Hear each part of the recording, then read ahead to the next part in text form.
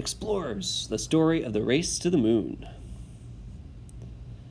One morning in the late 20th century, a tiny silver spacecraft dropped from a black star-filled sky toward the rocky surface of a minor planet.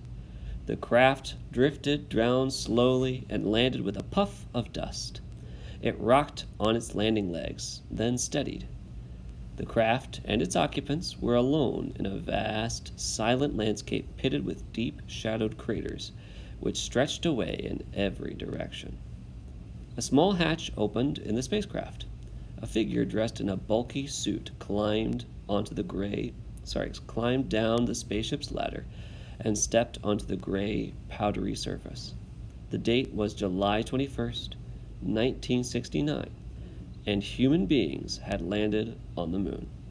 It was just 12 years since the first object made by humans had reached space, and a race to land on the moon had begun. This brief period had seen enormous advances in science and technology, advances that paved the way for that historic landing on the moon. Rocket power.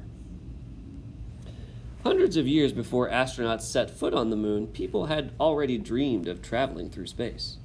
The 16th century author Francis Godwin wrote about a trip to the moon, and Jules Verne's 1865 prophetic tale of man's journey to the moon inspired later scientists such as Wernher von Braun.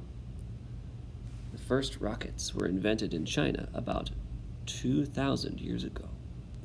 An American scientist, Robert Goddard, built the first high-altitude rocket in 1926. Goddard's rocket was fueled by gasoline and liquid oxygen, which created hot gases that blasted down to thrust the rocket into the air. It rose 40 feet, 32 meters, before falling back to Earth. Rocket power. By the early 20th century, a Russian inventor, Konstantin Tsiolkovsky, thought of using rockets to reach space. In 1903, he suggested that liquid fuel should be used to power rockets since it could be controlled more easily than solid fuel. Goddard's rocket. Like Tsiolkovsky, Goddard realized that only a rocket which could carry all its own fuel could escape Earth's gravity to reach space. During World War II, Germany launched V-2 rockets carrying explosives. Over 1,400 rockets were fired at London. Following Tsiolkovsky's theory, they burned liquid fuel. When Germany was defeated in 1945, von Braun surrendered to the United States Army and became an American citizen. The V-2 rocket. During World War II, Wernher von Braun developed a rocket-powered missile in Germany called the V-2. After the war, von Braun lived in America, where he went on to mastermind the American space program, including the Apollo launches. First in space. A period of hostility between the Soviet Union and the United States began after World War II. Hostility is another word for conflict between two groups. This was known as the Cold War. Wonder where we've heard about that before. Both countries wanted to prove that their scientists were making great technological advances.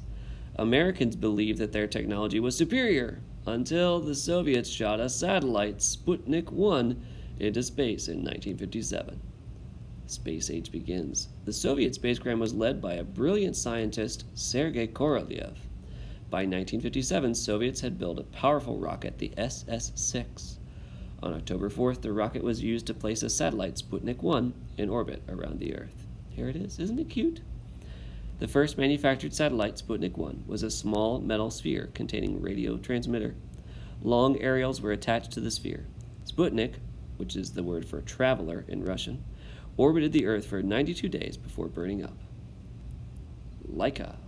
In November 1957, the Soviets followed this success with another impressive first. A second, larger satellite, Sputnik 2, carried a dog called Laika into space. Unfortunately, Laika did not survive her trip. First man in space. On April 12, 1961, after more test flights with dogs, the Soviets put the first man in space. Major Yuri Gagarin was the first cosmonaut, the Russian word for astronaut. He made a single orbit of the Earth. A new, powerful Soviet rocket was used to launch Gagarin into space. His spacecraft, Vostok, which is the word for east in Russian, Vostok 1 was a round capsule on top of an instrument section with rockets, which fired to control the craft's position. Safe return. Vostok's capsule glowed with heat as it entered the atmosphere. Gagarin experienced powerful forces called G-forces as his craft slowed down. The cosmonaut parachuted safely down near the river Volga in Russia.